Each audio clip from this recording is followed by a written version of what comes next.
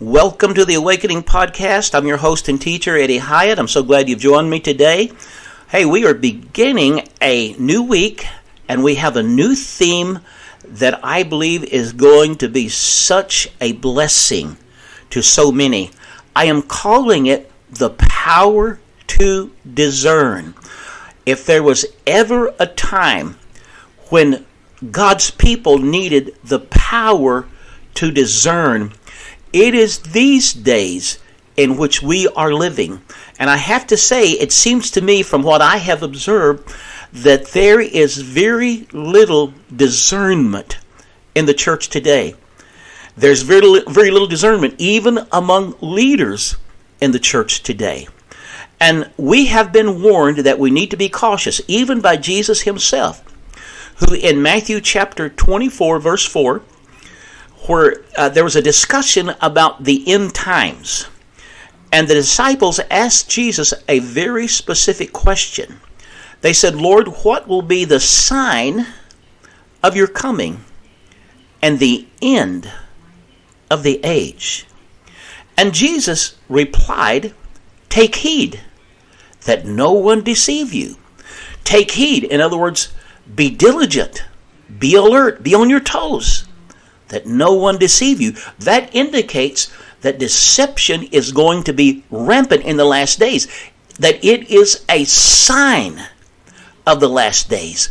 Rampant worldwide deception.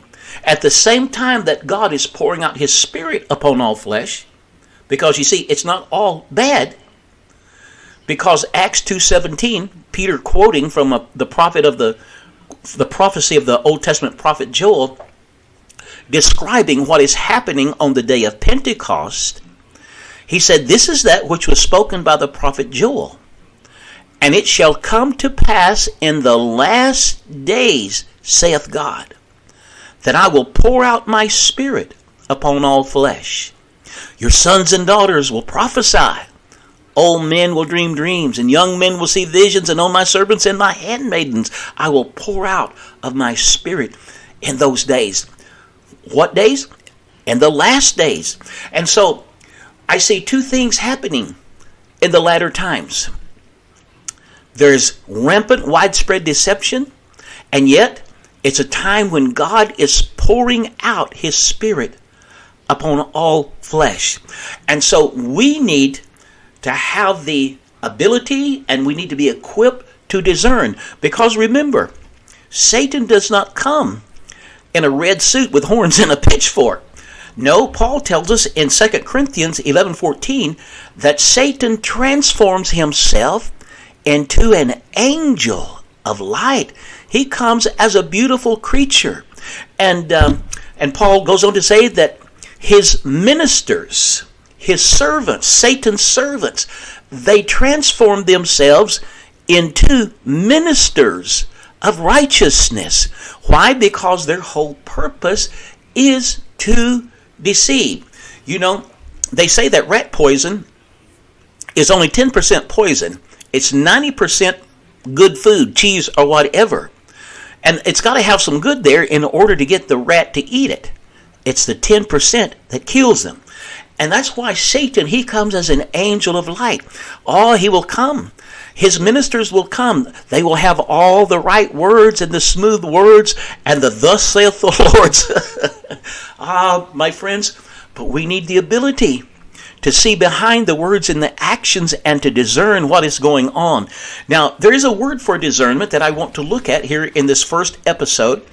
And one of the places it is found is over in, it would be 1 Corinthians chapter 14 and verse 29, where Paul said, let the prophets speak and let the others judge. Let the prophets speak and let the others judge. Now, he's not talking about some elite group of prophets in the church. I urge you to get my book, Prophets and Prophecy, which is an in-depth study of the gift of prophecy and the ministry of prophecy in the New Testament church, and contrast it with the ministry of prophecy in the Old Testament. Now, in the New Testament, there's what I call the prophethood of all believers. I mean, I didn't coin this phrase, others have used it, where that we are a prophetic community. And so when Paul, writing to the church in Corinth, says, let the prophet speak, he's speaking functionally. He's saying, whoever is moved by the Spirit to speak, let them speak. And then he says, let the others judge. Who are the others? Well, it's the other believers in the congregation. Now, that word judge is the Greek word diakrino. It is, different translations have translated it differently, but I think with the same nuanced meaning. Some translations have discern, some have judge, some have to weigh carefully. The word itself literally means to separate or to discriminate. In other words, we are called to set in judgment concerning prophetic utterances and to evaluate and to judge and discriminate and decide what is of the Spirit of God and what is of the human mind and imagination, or what may even be from a demonic spirit. Because there are three sources that a manifestation or a spoken word can come from. It may be from the Spirit of God. It may be from the person's own thoughts and imaginations, or it may be a demonic spirit. And so we are told here that we are to diakrino. We are to evaluate. We're to weigh carefully what is being said. We're to discern what is being said. And notice, that is not the responsibility of the pastor and the leader only. It is the responsibility of every believer. Now, some will say, well, what about Jesus said, judge not, lest you be judged? That's like apples and oranges. Jesus is talking about judging people based on, maybe the language they speak, or maybe where they were born, or maybe their ethnicity, or the color of their skin, or stereotyping them according to, something else that really doesn't apply to everyone. And Jesus is saying, don't make those kinds of critical judgments of people, lest you be judged. Now, but what we're talking about here is judging to protect ourselves and our congregations and our families from deception. And so we are not, with a critical attitude coming against a person. We are evaluating the manifestation. We're evaluating what is being said so that we are not led away into deception, and which can be very, very destructive, as we will talk about in future episodes. Now, there are another place that this is used is in 1 Corinthians chapter 12, verse 10, where Paul speaks of a gift of discerning of spirits.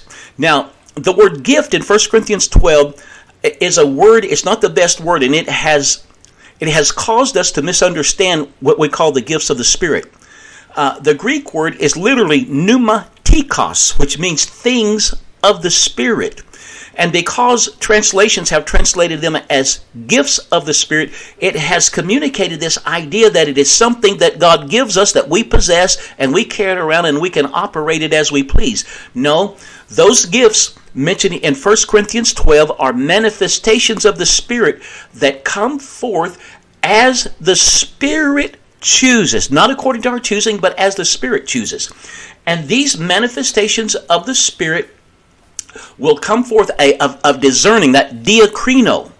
It will come forth at a particular, not chosen by me or you, but at a particular time chosen by God. All of a sudden, the person will have a knowing inside. It can be manifest in different ways through different people, but all of a sudden, the person will have a knowing inside of the Spirit that is behind the words being spoken and the actions being taken. God will supernaturally make it known to them. Now, that is not the discernment we walk in every day. Hebrews chapter 5:14 talks about strong food is for the mature, and it says, for those who, by reason of use, have exercised their senses to discern, and that's that same word, diakrino, good from evil. Now that's talking about a discernment that comes in our lives, that stays with us, and it's with us as a result of our maturing in the Lord, and as a result of our exercising our discernment, and our walking in faith, and coming more and more to know the Lord, and becoming grounded in His Word. There is a maturity and a growth and an ability to discern that we walk in. Now that is different from the gift of discerning of spirits, which is a super manifestation of God for a particular time and a particular situation. Now, we're going to stop there today, but I want to encourage you, don't miss any of these sessions this week, because this is such a powerful and needed teaching for the church in this hour in which we live. This is Eddie Hyatt.